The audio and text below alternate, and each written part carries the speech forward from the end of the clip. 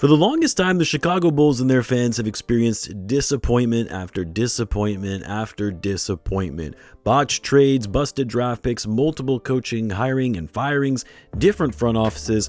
What was once a storied franchise that dominated the league in the 90s and possessed the greatest player of all time has since been a laughingstock. And let's be real, has also run into a fair amount of bad luck on the injury front. But the Bulls, while they've had their chances to really break out and being a relevant franchise and getting back to the top of the league, the one thing they've lacked over the past decade, ever since trading away Jimmy Butler and before that since Derrick Rose suffered multiple injuries and would never be the same player again, is they've never really had that guy, as we often like to call it. They've never had that superstar or a prospect that projects to be a superstar, that killer, that 1A option on a championship team, even in the years where they had hoped to get lucky in the lottery and get the #1 pick for a chance to draft a generational talent. They continually fell back and had to settle for the likes of role players year after year. But of course, we all know that all changed this past season, when the Bulls finally struck a bit of lottery luck just at the right time in a historic draft class, and a historic draft class that had its S-tier talent level of players in the top 4.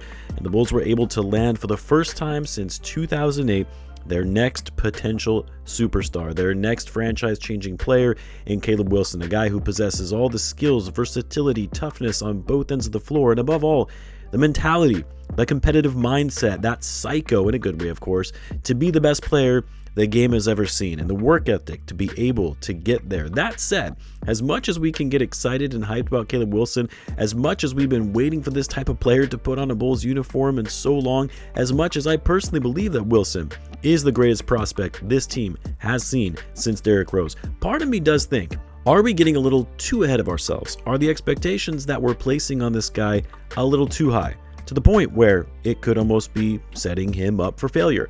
And maybe tempering expectations is going to be important going into Caleb Wilson's rookie season. Let's talk about it. So what's going on, everyone? You're listening to Bulls Central here. Hope you're all doing well. Now, of course, for those that have seen my last few videos, I will be doing a Caleb Wilson jersey giveaway once we reach 50,000 subscribers. So be sure to get in on the drawing for that giveaway. And if you're new around here also as well, maybe starting to get into watching the Bulls again now that they've landed this generational player, welcome to the channel. I'll be covering and discussing the Bulls and related topics all season long. But anyway, look, as Bulls fans, we have every reason, every right to be excited about this kid and Caleb Wilson. Like, I don't want people to interpret this video as me saying your opinions and feelings toward this guy are unjustified. And by no means am I trying to be the negative Nancy over here saying, this guy isn't going to be that good. Because if anything, I've been hyping this guy up to the extreme, probably more so than a lot of people are. I went out to Summer League and watched him play live. I've been talking about him in videos like he's the greatest thing that's ever happened to this franchise. And now by landing a player like Caleb Wilson, this sets the direction for this franchise for years to come.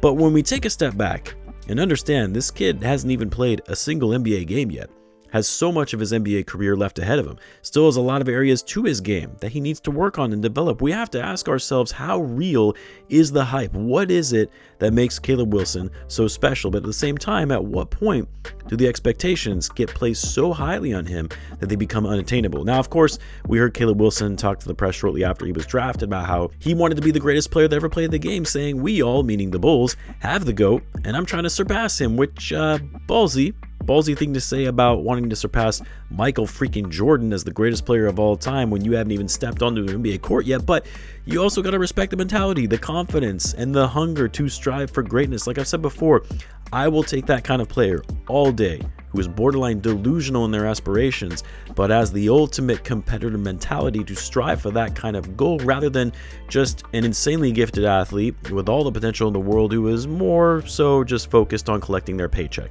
But when you hear people talk about Caleb Wilson in the media as well, the national media, not just those covering the Bulls locally, and you hear the comparisons being made, you had Tim Legler talking about how he could be this combination of Kevin Garnett and Kevin Durant, which means you're talking about an all-time great.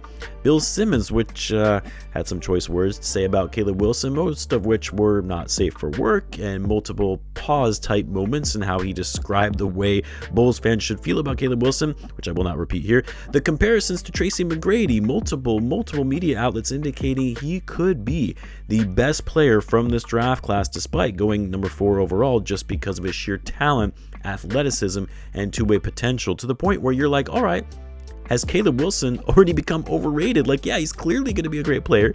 He has all the tools in the world to be a star in this league, but already comparing him to all-time greats, him wanting to be the greatest player of all time, is all this too much? Well, yes and no. Because while I never really like player comps, especially so early in a player's career coming into the NBA, because I think it puts unnecessary pressure and expectations on a young player, when in reality, we should be treating them as their own player and letting them actually grow into the player that they'll ultimately become. At the same time, I take no issue with Caleb Wilson and his own mentality and thinking he can be the greatest to ever do it. Call it delusional, call it unrealistic. For me, it's all about the mentality and the drive to be that player from the player himself. And on top of that, again, I don't like the player comps, but when we talk about the hype and maybe some of it just being overblown, there's also no denying that Caleb Wilson is going to be a force in this league. Like, barring any major health concerns, which, knock on wood, that won't be the case, but barring any health issues that would derail his career, the hype is real.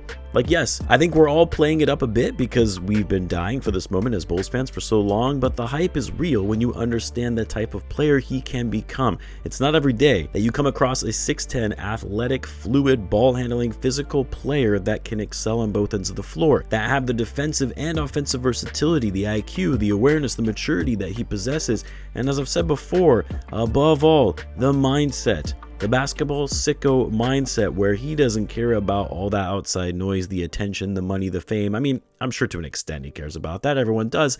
But he just wants to hoop. He truly loves the game of basketball, wants to put in the work to get better, doesn't shy away from the moment, and wants to be a leader. He wants to build up his teammates and make them better. All of those are ingredients to becoming a superstar in this league. Like, it's one thing if you have all the talent in the world. You're perceived as being quote-unquote generational, the next big thing coming into the league. But if you don't have the work ethic, the drive, the motivation, the maturity, hell, even just having the confidence to truly live up to what people expect of you of being a generational prospect, none of it is going to matter. And to me, at least in the early going, despite having not even played in an NBA preseason game, that's what separates Caleb Wilson from what people have labeled as franchise-changing players in the past, right?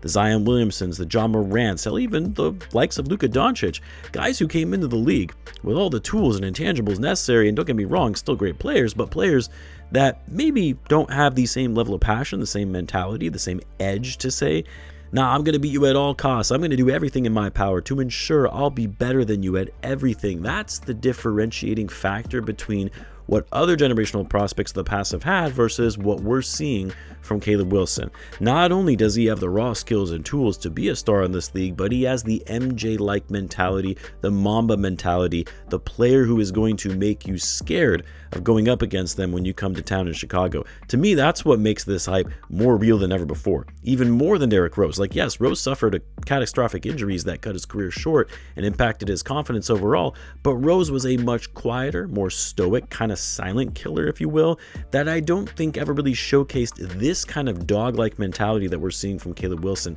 And yes, I know it might be a bit of a hot take, but also didn't have the sheer amount of talent that we see from Caleb Wilson, mainly because of Wilson's versatility on both sides of the ball and the ability to impact winning in so many different ways. But look, all of this being said, we still need to recognize that this is a 20-year-old kid, even though he appears to be much more mature and wise beyond his years, but a 20-year-old kid who still hasn't set foot in an NBA game.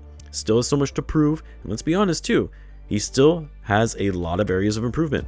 We need to see that shot be more consistent over a larger sample size.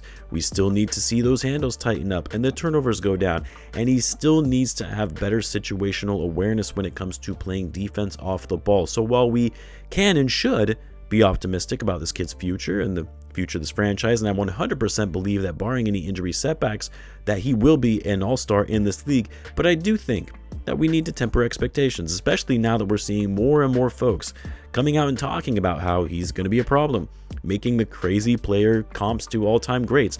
While I think it's good intentioned, it also doesn't do him any favors, nor does it do the fan base any favors who have been desperate to be relevant again.